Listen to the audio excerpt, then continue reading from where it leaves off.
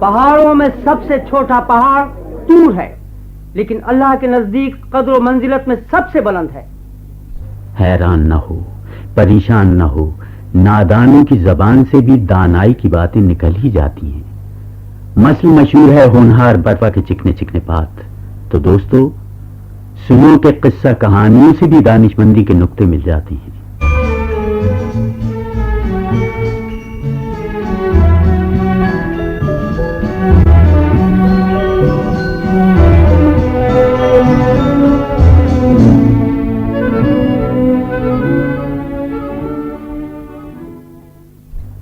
کہتے ہیں کسی قلمرو کا ایک حکمران تھا، اس کی قلمرو میں کتنی ملک تھے کہ ہر ایک اپنی نظیر آپ تھا۔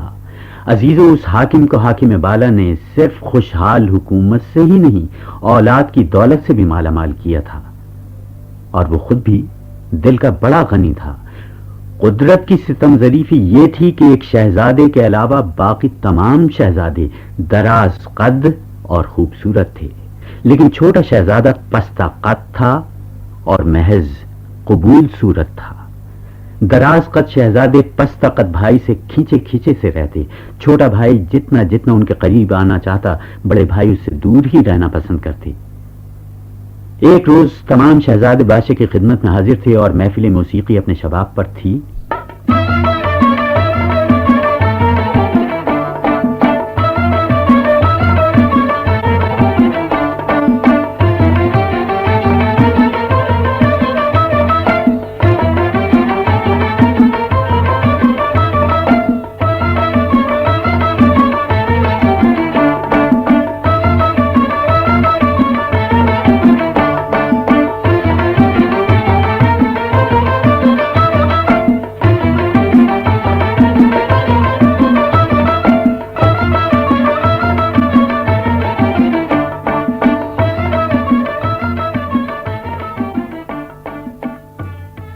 محفل ختم ہوئی اور فنکاروں پر جیسے بخشش کی بارش ہو گئی۔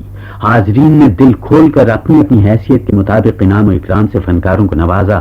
تمام شہزادوں نے بھی دل کھول کر فن کی داد دی، لیکن چھوٹا شہزادہ اپنی جگہ پر سر جھکائے خاموش بیٹھا رہا۔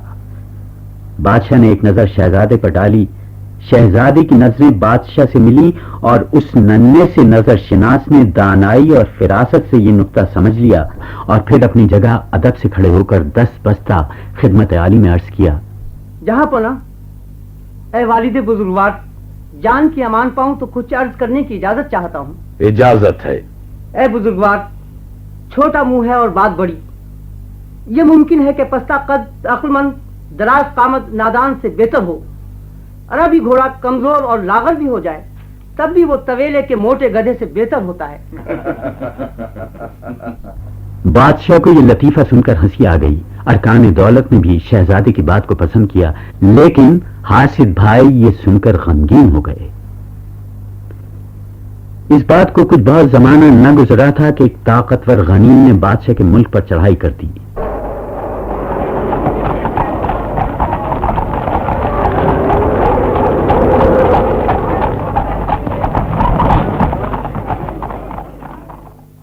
جب دونوں لشکر مقابل آئے اور جنگ کا آغاز ہوا تو چھوٹے شہزادے نے میدان میں اپنا گھوڑا ڈالا اور بلند آواز سے کہا،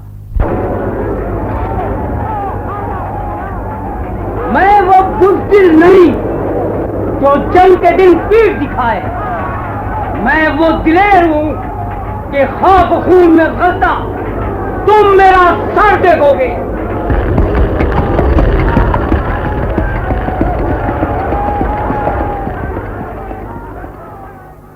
یہ کہہ کر اس نے دشمن کی فوج پہ حملہ کیا اور ایسی بے جگری سے جنگ کی کہ غنیم کو شکست فاش ہوئی۔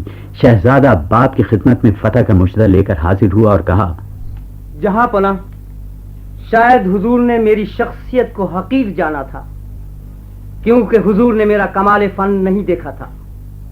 میدان جنگ میں دبلا پتلا گھوڑا ہی کام آتا ہے، موٹی گائے کسی کام نہیں آتی۔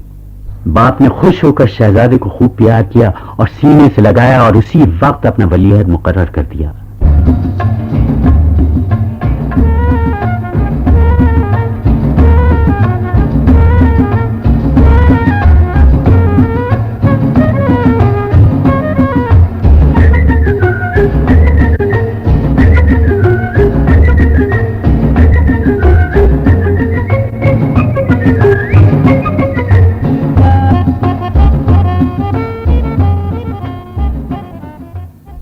باقی شہزادوں نے بادشاہ کی اس عنایت بے نہایت کو دیکھا، حسد کی آگ نے ان کو جلانا شروع کر دیا اور ایک دن موقع پا کر اس کے کھانے میں زہر ملا دیا۔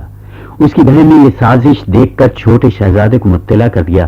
شہزادے نے کھانے سے ہاتھ روک کر کہا، الو کے سائے میں بیٹھنا کوئی بھی پسند نہیں کرتا، چاہے ہما کا وجود اس دنیا میں باقی نہ رہے۔ بادشاہ کو جب اس واقعے کا علم ہوا تو اس نے تمام شہزادوں کو ملک کے مختلف حصوں میں جاگیریں دے دی تاکہ فتنہ ہمیشہ کے لیے ختم ہو جائے۔